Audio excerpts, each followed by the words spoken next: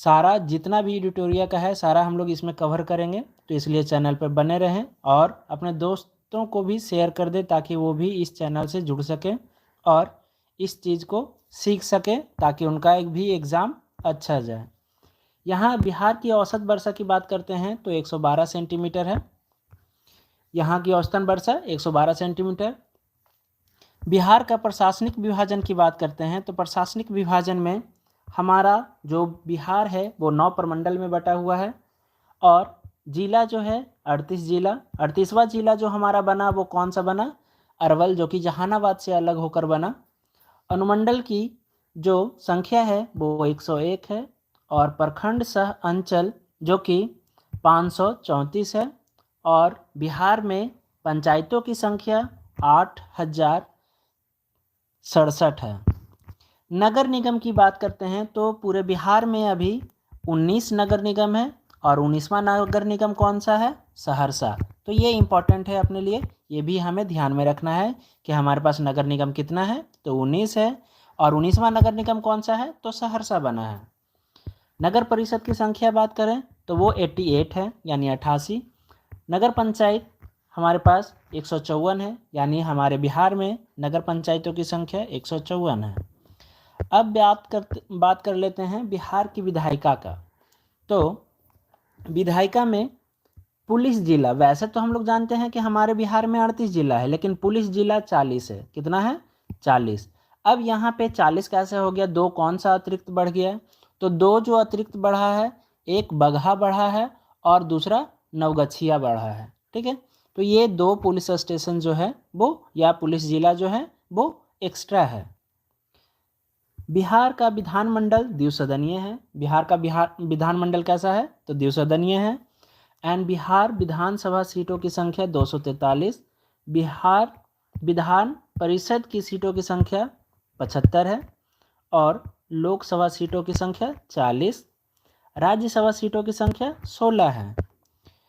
बिहार विधानसभा में कुल आरक्षित सीटों की संख्या 40 है, जिसमें अनुसूचित जनजाति के लिए आरक्षित सीट 38 है यानी 38 और अनुसूचित जनजाति के लिए 2 हैं। और उस 2 में कौन कौन सी जनजाति के लिए है? तो कटोरिया और मनिहारी। ये भी ध्यान में रखना है और ये इम्पोर्टेंट है कि किस किस जनजाति के लिए हमारी सीटें आरक्षित है 2, तो वो है कटोरिया और मनिहारी। लोकसभा में अनुसूचित जाति हेतु आरक्षित सीटों की संख्या 6 है। लोकसभा में कितनी है? तो 6 हैं। विधानसभा में हमारे लिए जो आरक्षित सीटों की संख्या है वो 40 है। अब ये जो 6 आरक्षित सीटें हैं वो कौन कौन सा है? तो गोपालगंज, हाजीपुर, समस्तीपुर, जमुई, गया, सासाराम। अब आगे हम लोग देखते हैं राज्य की चौहद्दी, यानी बिहार का जो चौहद्दी है वो क्या है? तो उत्तर में है नेपाल देश। ठीक है, हमारे बिहार के उत्तर में है नेपाल देश। नेपाल के साथ हमारे बिहार का 7 जिला साझा करता है, जो कि है पश्चिम चंपारण, पूर्वी चंपारण, सीतामढ़ी, मधुबनी, सुपौल, अररिया, किशनगंज। तो ये 7 डिस्ट्रिक्ट है जो कि हमें ध्यान रखना होगा कि कौन कौन सा जो जिला है बिहार का वो नेपाल के साथ अपना सीमा साझा करता है। तो वो है पश्चिम चंपारण, पूर्वी चंपारण, सीतामढ़ी, मधुबनी, सुपौल, अररिया, किशनगंज। अगर वीडियो अच्छा लग रहा हो तो चैनल को सब्सक्राइब कर दें और भी लोगों अपने दोस्त साथियों के साथ शेयर कर दें। दक्षिण में बात करते हैं तो झारखंड है। बिहार के दक्षिण में क्या है? झारखंड। और झारखंड के साथ 8 जिला। ये भी इम्पोर्टेंट पॉइंट है, ये पूछा जाता है एग्जाम में कि कितने जिला से साझा करता है। तो दक्षिण में हमारा जो झारखंड है, झारखंड के साथ 8 जिला है। 8 जिला के साथ कौन कौन सा है? तो रोहतास, औरंगाबाद, गया, नवादा, जमुई, बांका, भागलपुर, कटिहार। ये सारे जिला के साथ हमारा दक्षिण में बिहार का बॉर्डर साझा होता है झारखंड से। पूरब में बात कर लें तो पूरब में पश्चिम बंगाल राज्य है और पश्चिम बंगाल राज्य के साथ 3 जिले साझा होते हैं। 3 जिले का सीमा साझा होता है, वो कौन कौन सा है? तो किशनगंज, पूर्णिया, कटिहार। नेक्स्ट हम लोग बात करेंगे क्या? पश्चिम में उत्तर प्रदेश, और उत्तर प्रदेश के साथ भी 8 जिला। तो 8 जिला हमने देखा किसके साथ, दक्षिण में झारखंड के साथ और पश्चिम में उत्तर प्रदेश के साथ। तो उत्तर प्रदेश के साथ कौन कौन सा जिला है, तो रोहतास, कैमूर, बक्सर, भोजपुर, सारण, सिवान, गोपालगंज, पश्चिम चंपारण। तो ये इम्पोर्टेंट चीज़ है, ध्यान में रखना है कि पश्चिम में उत्तर प्रदेश है और उत्तर प्रदेश के साथ कितने ज़िले हैं, तो 8 ज़िले हैं। वो 8 ज़िले कौन कौन से हैं, रोहतास, कैमूर, बक्सर, भोजपुर, सारण, सिवान, गोपालगंज, पश्चिम चंपारण। अब बात कर लेते हैं बिहार के राजकीय चिन्हों के बारे में। तो बिहार का जो राजकीय चिन्ह है, तो राजकीय चिन्ह बोधि वृक्ष है। प्रथम राजकीय भाषा हिंदी, द्वितीय राजकीय भाषा उर्दू, और राजकीय वृक्ष पीपल, और राजकीय पुष्प गेंद है, गेंद का फूल, और राजकीय पशु गौर या बैल, वैसे गौर होता है, ठीक है। और 2013 से पहले यह जो राजकीय पशु था वो क्या था, रीछ। राजकीय पक्षी कौन है, गौरैया, एक छोटी सी चिड़िया है जो कि घरों में देखते होंगे आप लोग, तो वो आपका राजकीय पक्षी है। और राजकीय मछली क्या है, मांगुर। अब है बिहार का राजकीय गीत क्या है, तो मेरे भारत के कंठहार तुझको सत सत बंदन बिहार। और इसके गीतकार कौन है, तो सत्यनारायण। ये इम्पोर्टेंट है कि हमारे बिहार का राजकीय गीत जो है मेरे भारत के कंठहार तुझको सत सत बंदन बिहार, तो उसके गीतकार कौन है, तो सत्यनारायण। ये इम्पोर्टेंट दिमाग में रख। और ये संगीतकार इसके कौन है, तो हरिप्रसाद चौरसिया और शिव कुमार शर्मा। और इसे मान्यता कब दिया गया बिहार सरकार के द्वारा, तो वर्ष 2012 में। तो ये भी इम्पोर्टेंट है कि हमारे लिए जो बिहार का जो राजकीय गीत है मेरे भारत के कंठहार तुझको सत सत बंदन, इसे कब मान्यता मिली, तो 2012 में मान्यता मिली। और इसके गीतकार कौन है, तो सत्यनारायण। और इसके संगीतकार कौन है, तो हरिप्रसाद चौरसिया और शिव कुमार शर्मा। बिहार राज्य का प्रार्थना गीत, ये भी इम्पोर्टेंट है, प्रार्थना गीत पूछा जाता है, मेरी रफ्तार पर सूरज की किरण नाज करे। तो इससे आगे चलते हैं हम लोग प्रमंडल की बात करते हैं। तो हमारा जो पूरा बिहार है वो कुल 9 प्रमंडल में बटा हुआ है। अब वो 9 प्रमंडल कौन कौन सा है, तो हम लोग मैप में देखेंगे। तो ये हमारे 9 प्रमंडल हैं, जिसमें से यहाँ पे देखते हैं तो पहला तो तिरहुत प्रमंडल, दूसरा दरभंगा, कोसी, पूर्णिया, भागलपुर, मुंगेर, मगध, पटना, सारण। तो तिरहुत में बात कर लेते हैं, तो तिरहुत में कौन कौन सा जिला है और कितने जिला हैं। तो तिरहुत की बात कर लेते हैं तो पश्चिम चंपारण, पूर्वी चंपारण, सीतामढ़ी, शिवहर, मुजफ्फरपुर, वैशाली। तो कुल कितने हो गए, 1 2 3 4 5 6। तो तिरहुत में कुल 6 जिले हैं। दरभंगा में तो मधुबनी, दरभंगा, समस्तीपुर, यानी इसमें 3 जिला है। कोसी प्रमंडल में कितना है, तो यहाँ पे सुपौल, मधेपुरा, सहरसा, यहाँ भी 3 हैं। पूर्णिया प्रमंडल में कितने ज़िले हैं, तो किशनगंज, अररिया, पूर्णिया, कटिहार, यानी यहाँ आपको 4 ज़िले मिल जाएंगे। फिर बात करते हैं भागलपुर की, तो भागलपुर में भागलपुर और बांका, यहाँ पे 2 आपको मिल गया। मुंगेर की बात करते हैं तो मुंगेर में आपका जमुई, मुंगेर, लखीसराय, शेखपुरा, बेगूसराय, खगड़िया, तो यहाँ पे हो गया कितना, 6 जिला। मगध की बात करते हैं तो मगध में आपका नवादा आ गया, गया, औरंगाबाद, अरवल, जहानाबाद, ये आपको मगध में मिल गया, ठीक है। तो मगध में भी आपको 5 जिला। और फिर आते हैं इधर पटना, तो पटना में आपका नालंदा हो गया, पटना हो गया, भोजपुर हो गया, बक्सर, कैमूर, रोहतास, ये सारे के सारे आपको पटना ज़िला में आ गए। और पटना ज़िला में भी आपको कितने मिल जा रहे हैं, 6 जिला मिल जा रहे हैं, यानी पटना प्रमंडल में कितने ज़िले हैं, तो 6 जिले। सारण की बात करते हैं तो सारण में आपको सारण, सिवान, गोपालगंज, यहाँ पे 3 जिला आपको मिल गया। तो इस तरीके से हमने देख लिया बिहार के 9 प्रमंडल, और 9 प्रमंडल में कौन कौन से जिला किस किस में प्रमंडल में हैं। तो यहाँ पे इसी का एक शॉर्ट, यहाँ पे सारण में कितने हैं, 3, सारण, सिवान, गोपालगंज। तिरहुत में कितने हैं, तो 6। तो पश्चिम चंपारण, पूर्वी चंपारण, मुजफ्फरपुर, वैशाली, सीतामढ़ी, शिवहर। दरभंगा में कितने हैं, तो 3, मधुबनी, दरभंगा, समस्तीपुर। कोसी में कितने हैं? तो 3 जिला हैं, तो सहरसा, सुपौल, मधेपुरा। पूर्णिया में कौन कौन से जिला हैं? तो ये 4 हैं, और अररिया, किशनगंज, पूर्णिया, कटिहार, तो ये सारे जिला हैं। तो ये सारी चीज़ें हैं जो कि हमें देखना है, इम्पोर्टेंट तरीके से समझना है। नेक्स्ट हम लोग बात करते हैं पटना। पटना में कुल 6 जिले हैं, वो कौन कौन से हैं? पटना, नालंदा, भोजपुर, बक्सर, कैमूर, रोहतास। मगध की बात करते हैं तो मगध में आपके 5 जिले हैं, गया, औरंगाबाद, नवादा, जहानाबाद, अरवल। मुंगेर में कितने जिले हैं? तो वो 6 जिले, मुंगेर, जमुई, लखीसराय, शेखपुरा, बेगूसराय, खगड़िया। और भागलपुर में 2 जिले हैं, भागलपुर, बांका।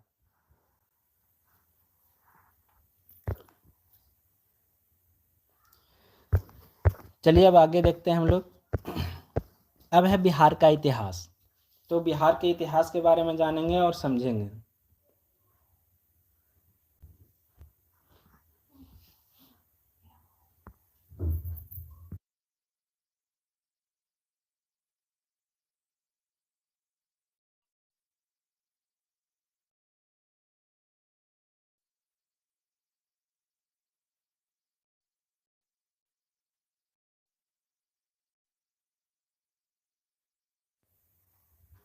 यूट्यूब ना खोलिए, ये क्या हो रहा है?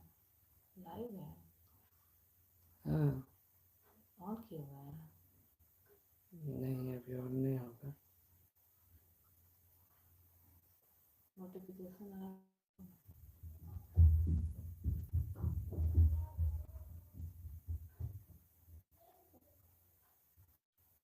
क्यों ना ये नोटिफिकेशन?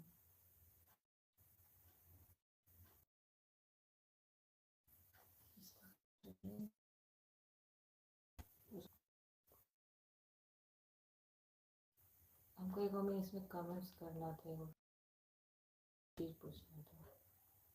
वो क्या अच्छी है? मैं पहले रीच क्या है, कैसा? चालू कीजिए।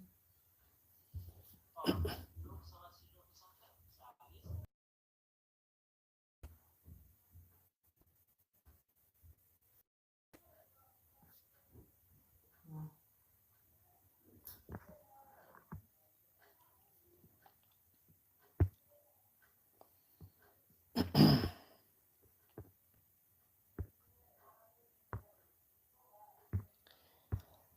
देखेंगे बिहार के इतिहास। तो बिहार का इतिहास की बात करते हैं तो प्राचीन बिहार का इतिहास कुछ इस तरीके से काल क्रम में बांटे गए हैं। पहला जो कि पाषाण काल, फिर वैदिक काल, महाजनपद काल, मौर्य एवं काल, और बौद्ध एवं जैन धर्म काल। तो हम लोग देखेंगे प्राचीन बिहार के इतिहास के स्रोत, ये सारी चीज़ें जो हमारे पास जो प्राचीन बिहार का इतिहास के बारे में पता चलता है वो कहाँ से पता चलता है? तो प्राचीन बिहार के इतिहास को जानने के लिए 2 प्रकार के स्रोत का उपयोग किया गया है। एक तो पुरातात्विक एवं साहित्यिक। तो ये ध्यान रखना है कि किस किस तरीके का स्रोत हमने यूज करा, तो पुरातात्विक और साहित्यिक। पुरातात्विक स्रोत कौन कौन से हैं? तो वो सारी बातों को हम लोग समझेंगे। तो पुरातात्विक स्रोत जो हैं, जो कि पूर्व ऐतिहासिक युग के लिए मुंगेर, चिरांद, चेचर, मनेर, सोनपुर से ताम्र प्रस्थ वस्तुएं और मृत भांड प्राप्त हुए थे। तो इन सारे जगह से क्या प्राप्त हुआ था? तो मुंगेर से, चिरांद यानी जो कि सारण में है, चेचर जो कि वैशाली में, और मनेर जो कि पटना में, और सोनपुर जो कि सारण से ताम्रपत्र या ताम्र की वस्तुएं मिली थी और मृत भांड मिले थे। इनसे हमें पुरातात्विक स्रोत समझते हैं, जिससे हमें इतिहास के बारे में पता चलता है।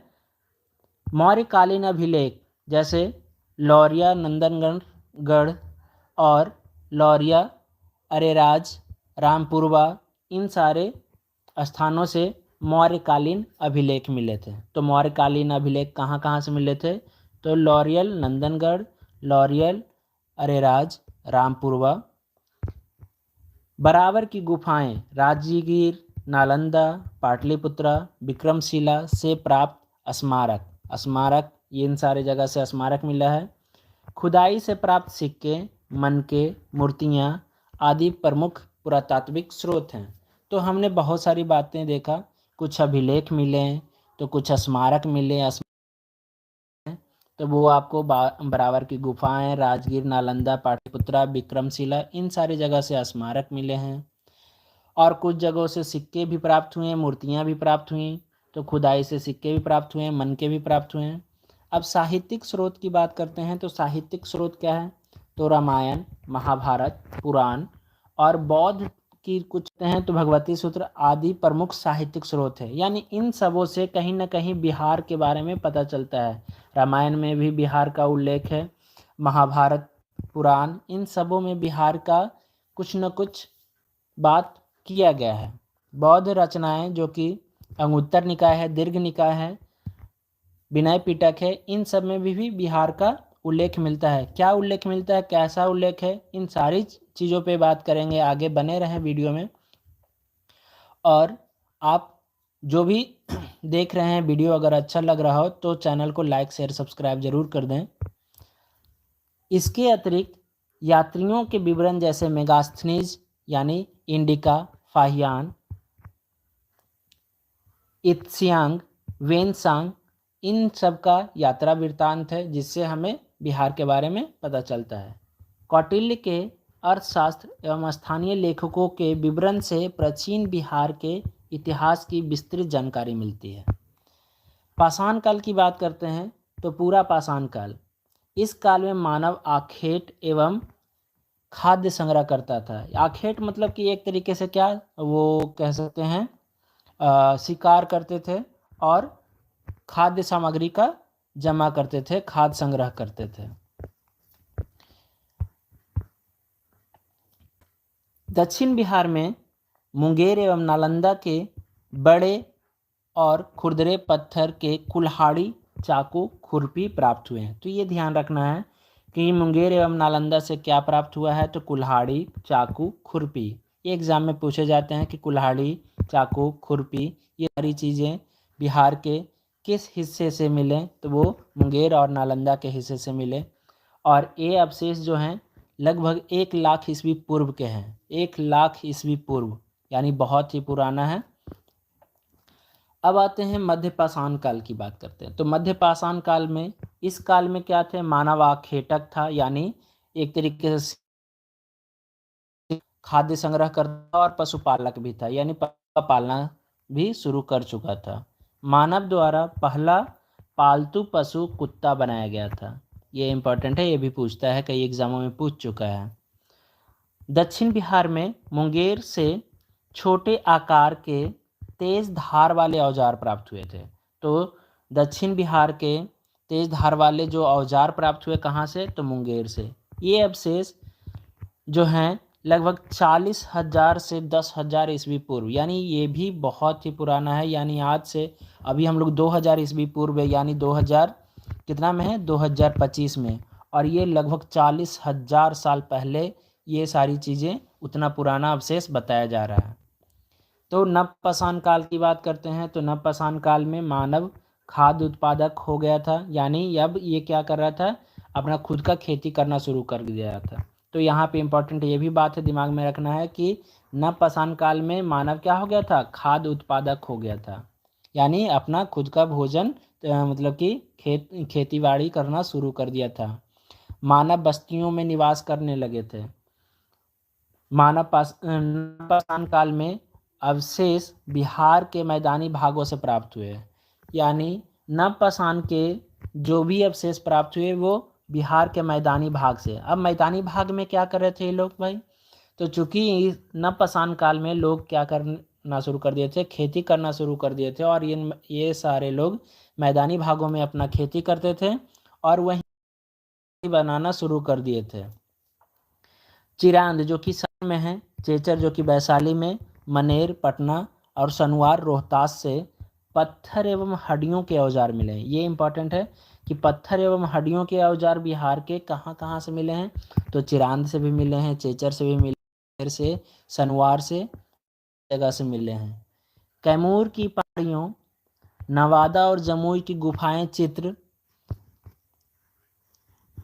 यानी कैमूर की पहाड़ियों, नवादा और जमुई से क्या मिला है? गुफा चित्र मिला है। तो ये भी याद रखना है, दिमाग में रखना है कि गुफा चित्र हमें कहाँ से मिलता है? तो गुफा चित्र आपको कैमूर की पहाड़ियाँ, नवादा और जमुई से मिलती है। ये अवशेष लगभग 2500 ईस्वी पुराना है। अब आते हैं ताम्रपाषाण काल में। ताम्रपाषाण काल की बात करते हैं तो चिरांद, सोनपुर, ताराडीह, चेचर, मनेर, सनवार आदि से ताम्रपाषाण काल के अवशेष मिलते हैं। इस काल में पत्थर के औजार अतिरिक्त ताम्र उपयोग के प्रमाण मिलते हैं। यानी ताम्रपाषाण काल में पत्थर और साथ ही साथ ताम्र का उपयोग यानी तांबा का उपयोग मिलता है, जो कि आज से लगभग 1000 ईस्वी पूर्व के हैं। अब आते हैं वैदिक काल में। तो वैदिक काल में क्या हुआ? तो आर्यों द्वारा स्थापित सभ्यता को वैदिक सभ्यता कहते हैं। तो सबसे पहला तो पॉइंट यही बन गया कि ये जो वैदिक सभ्यता है वो क्या है? तो आर्यों द्वारा स्थापित सभ्यता को वैदिक काल कहा गया या वैदिक सभ्यता कहा गया, क्योंकि इस सभ्यता का इतिहास वेदों पर आधारित है। वैदिक सभ्यता क्यों कहते हैं? क्योंकि इसका जो सभ्यता क्या चीज पे आधारित है? वेदों पे। वैदिक सभ्यता को 2 वर्गों में विभाजित किया गया है। तो वो भी ध्यान रखना है कि वैदिक सभ्यता को कितने भागों में विभाजित किया गया है? 2 भागों में। एक तो पूर्व वैदिक काल जो कि 1500 से लेकर 1000 ईस्वी पूर्व का है, और उत्तर वैदिक काल जो कि 1000 से लेकर 600 ईस्वी पूर्व तक का है। पूर्व वैदिक ऋग्वैदिक सभ्यता का विस्तार क्षेत्र नहीं है। तो पूर्व वैदिक यानी ये जो हमारा 1500 से लेकर 1000 का है, तो इसका हमारे बिहार में कहीं कोई विस्तार नहीं है। और उत्तर वैदिक काल की बात करते हैं तो उत्तर वैदिक काल में आर्यों का विस्तार गंडक नदी के तट पर या तट तक बिहार के क्षेत्र में हुआ था। तो ये ध्यान रखना है कि हमारा जो वैदिक सभ्यता है, वैदिक सभ्यता में बिहार में कहाँ से किस काल से साक्ष्य मिलते हैं या किस काल का उल्लेख है? तो उत्तर वैदिक काल का उल्लेख है।